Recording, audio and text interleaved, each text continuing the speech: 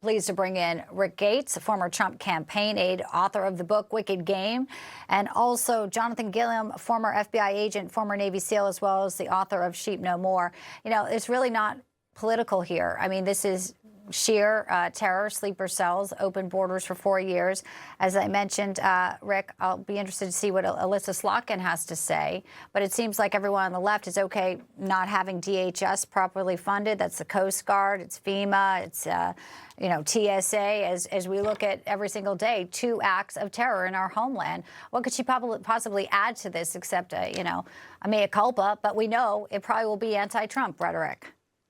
Well, most likely, and you know, I was listening to Gretchen Whitmer's comments, you know, and she didn't even go as far as to say this is terrorism. You know, she stopped at anti-Semitism, which it is. But this is the bigger problem: is that when you shut down DHS, when you have issues like this, there are consequences, and these are the consequences. With the borders being open, there are so many dangerous areas, so many people identifying how many sleeper cells are in our country. You know, how many individuals that have radicalization or radicalized ideas are out there lurking, and it's just a sentiment that we've got to be, you know, more careful in our communities. I think the one thing that was interesting in both these instances is it seemed that people were more aware that something might likely happen. They seemed to be more engaged in terms of, you know, stopping these perpetrators. So I think as we move forward, the border still has to be a major issue in terms of making sure that Americans are safe.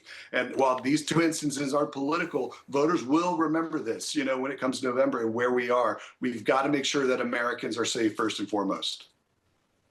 And where we are when it comes to New York, Jonathan, it's pretty frightening. Mamdani also came out to try and say it was white supremacists, but no, it was actually 2 men who pledged their allegiance to ISIS throwing IEDs in broad daylight. A city like New York, massive Jewish community as well. What would you be looking at as far as, you know, the next few days? Obviously, Kash Patel's been very vocal that the FBI is investigating on all these incidents, but it does seem like there have been folks who say we need to up the terror threat level and something a bit more strategic, perhaps. What would you look at? Well, I think we need everybody working in on this, and that includes the FBI, of course.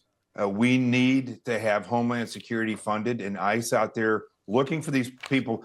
A lot of these individuals that could commit these crimes are here illegally, or they came here as naturalized citizens like these 2 individuals, but could have reasons to be deported, but never are because of state laws. So we need ICE on the job, and we need Homeland Security funded.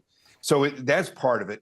But the other part is we need civilians and we need politicians to be looking and talking about this. We need people to talk about what's normal and what's not normal behavior so that they can start looking in and around. Remember, Bianca, these people are not rocket scientists that commit these crimes. They pick a place and a location that is going to give them a big bang for their buck.